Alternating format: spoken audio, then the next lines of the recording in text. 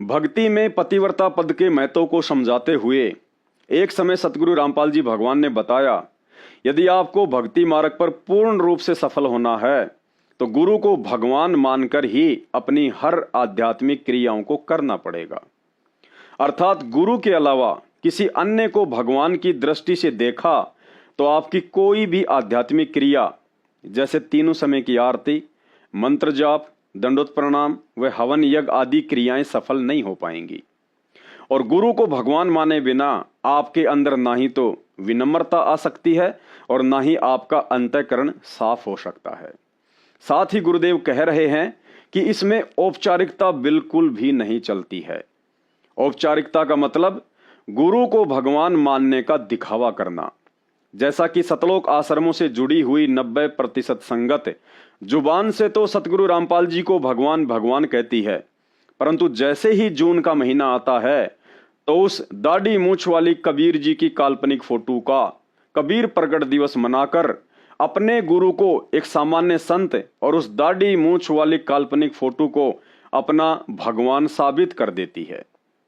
तो यहां गुरुदेव भगवान कह रहे हैं कि भक्ति मार्ग में औपचारिकता नहीं चलेगी। पूर्णतया अपने ही गुरु को भगवान मानकर पतिव्रता पद पर आना होगा, तभी मोक्ष हो पाएगा।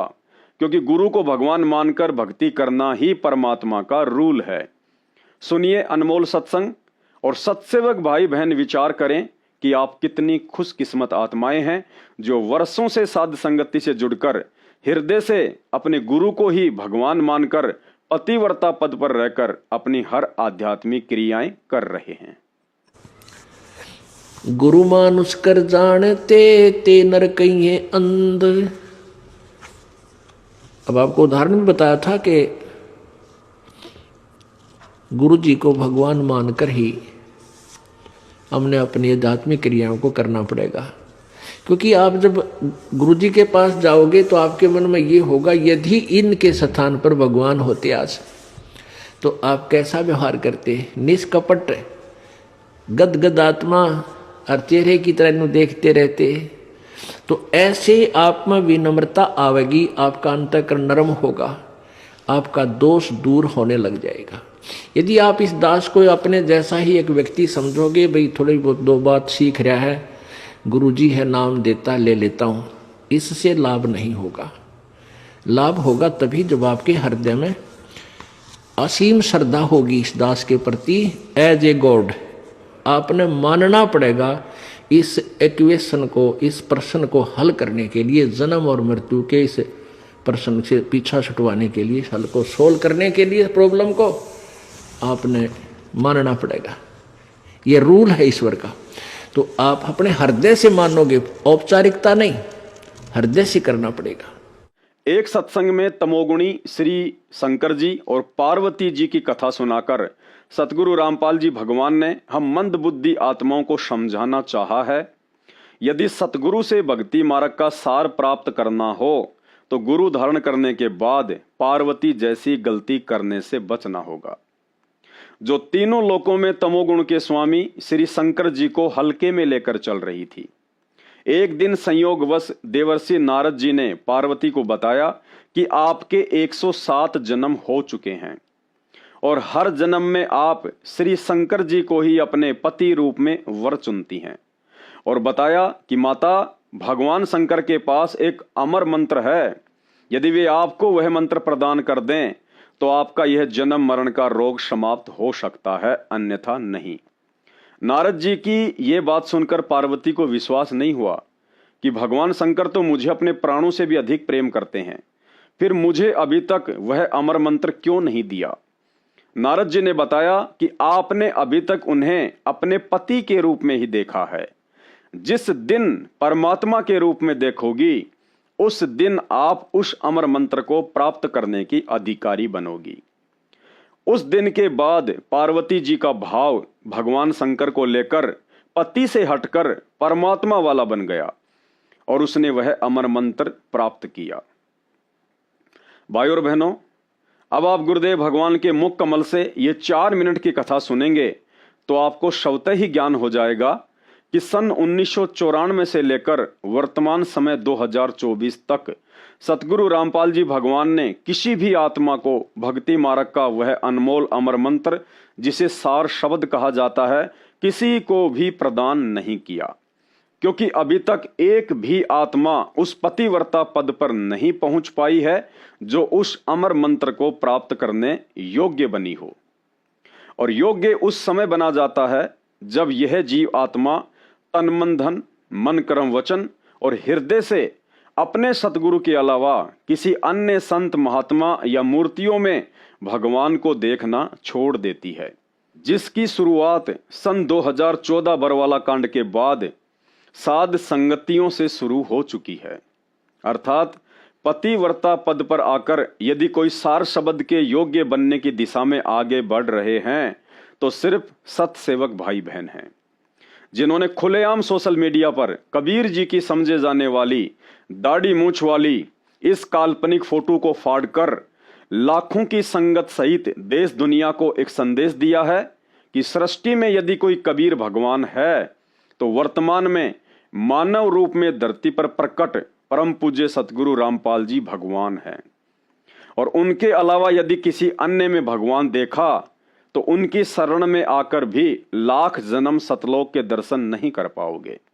इसके अलावा पतिव्रता धर्म को अपनाते हुए सतसेवक भाई बहनों ने अपने अपने घरों से और दरबार साहिब से संत गरीबदास जी, दादा गुरु रामदेवानंद जी और पंडित चिदानंद जी की फोटोओं को भी अग्नि में शवा करके या जल प्रवाह करके तथा अपने सतगुरुदेव भगवान के अलावा तीनों समय की आरती में या वैसे भी संत गरीबदास जी, दादा गुरु जी और पंडित चिदानंद जी आदि का जयकारा लगाना छोड़कर परम पूज्य सतगुरु रामपाल जी भगवान को ये विश्वास दिलाया है कि अब इस कलयुग की बिचली पीढ़ी में सतलोक आश्रमों से जुड़ी हुई 90% संगत और पार्वती की तरह गुरु रूप में प्रकट आप परमेश्वर जी के अतिरिक्त सौपन में भी किसी अन्य में परमात्मा को देखकर या आप जी के अलावा किसी अन्य का प्रकट दिवस मनाकर हम सतसेवक अब पहले वाली गलतियां नहीं दोहराएंगे और ना ही 650 साल पहले की तरह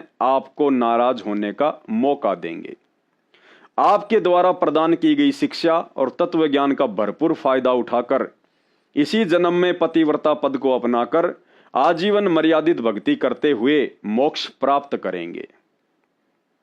सुनिए यह अनमोल सत्संग और बात समझ में आ जाए तो सतलोक आश्रमों से जुड़ी हुई 90% मंद बुद्धि संगत की तरह वर्तमान में गुरु रूप में साक्षात धरती पर प्रकट सतगुरु रामपाल जी भगवान के अतिरिक्त इस बेजुबान कागज के टुकड़े दाढ़ी मूंछ वाली फोटो में भगवान देखना और पूजना तुरंत त्याग दें, अन्यथा इस जन्म में सतलोक जाने की उम्मीद ना करें।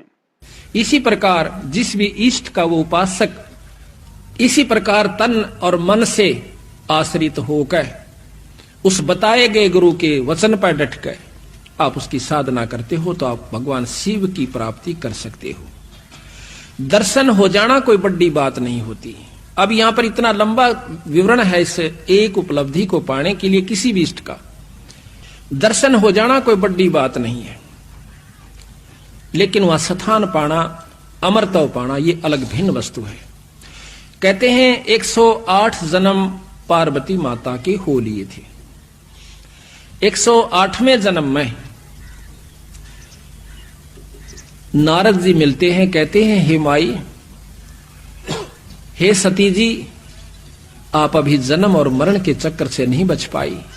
वो कहने लगे भाई कि ऋषि जी, जन्म और मरण का चक्कर खत्म हो सकता है? अक हो सकता है। दवाई कहां मिला है?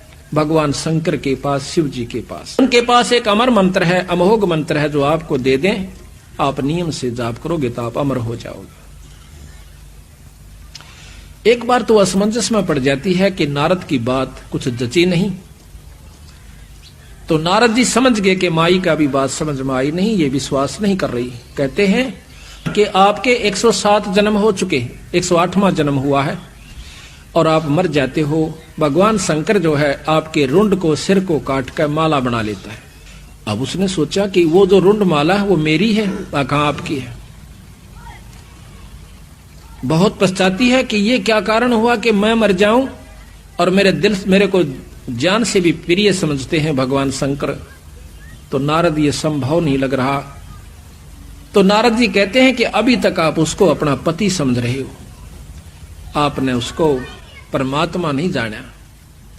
आप उसको परमात्मा जान के भक्ति करोगे, आपका भाव भी भिन्न होगा, आपके अंदर कसक भी न्यारी होगी। अब इस बात को सुनकर पार्वती के सारे शरीर में सरनाट उठा। जाकर के जब प्रतिदिन महल में आया करते थे शिव भगवान, तो उसका कुछ और विचार भाव होया करता था जैसे पत्नी का होया करे। लेकिन उस दिन वो देखा है कि आज तो इसकी आत्मा भिन्न है, चरणों में चिपट जाती है, रोती है पड़कर चरणों में, कहती भगवान मुझ पापनी पर ऐसा कौन सा दुष्कर्म हुआ, मेरे में ऐसी कौन सी कसूर रहा मेरे अंदर परमात्मा कि आपने मेरे को अपनी आंखों का आगे मरते हुए देखते रहे और आपके पास अनमोल मंत्र है। तो कहने लगे वह शंकर भगवान कि पार्वती ये तेरे विचार तक हो ना, ये बताइए आपको बताया किसने कि आज मुझे नारद जी मिले थे। ओहो, आंखों से पानी नहीं रुक रहा पार्वती का और कहते मालिक मैं पापनी हूं, मैं नीच आत्मा हूं, अवश्य मेरे से कोई ऐसा गलत व्यवहार आपसे हुआ होगा जिसके कारण आपने मुझे ये मंत्र देने के काबिल नहीं समझा होगा। फिर कहते हैं भगवान शंकर उनके सिर पर हाथ रख के कि पार्वती ये इतनी अनमोल वस्तु है, ये आम व्यक्ति को नहीं बताई जा सकती जब तक ये अधिकारी नहीं हो जाता। गरीबदास जी महाराज कहते हैं कि जब तक सीप का मुंह बंद होता है, चाहे सारा सामन बरस जावे, उसमें मोती नहीं बन सकती। जब उसका मुंह खुल जाएगा एक बूंद बहुत होती है। अगर आप में या कसक नहीं उत्पन्न होती, चाहे मैं रोज कथा सुना देता, रोज आपको ये मंत्र सुनाता, आपका कोई असर नहीं होना था। आज आपकी आत्मा का वो सीप रूपी मुंह यानी कसक खुल चुकी है। आज मैं ये मंत्र आपको सुनाऊंगा, आप में जगह बन गई है, अब मैं आपको मंत्र दूंगा। ये लंबा प्रकरण है। फिर उनको वो नाम दिया और पार्वती अमर हुई। बात यही बिगड़ी थी कि हम उस परम पिता को सच्चे दिल से स्वीकार नहीं कर पाए, ये भगवान है। जब तक हम कभी हर प्रकार से 100% पति भर्ता पद पर नहीं आवांगे, इतने ऊपर नहीं जा सकते। बच्चों, तुम ऐसे समर्थ के शरण में हो और उस परमात्मा ने आपके लिए कष्ट उठाए। अब आप संभल जाओ, पहचान दो अपने भगवान ने, वो ना दुखी करो ज्यादा दाता को। अब आपको इतना योग्य बना दिया है, पढ़ा लिखा बना दिया है, आसानी से समझ सकते हो। परमात्मा आपको मोक्ष दे, आपका सद्बुद्धि दे, आप काल के जाल से निकलो और अपने घर जाओ सत्साई।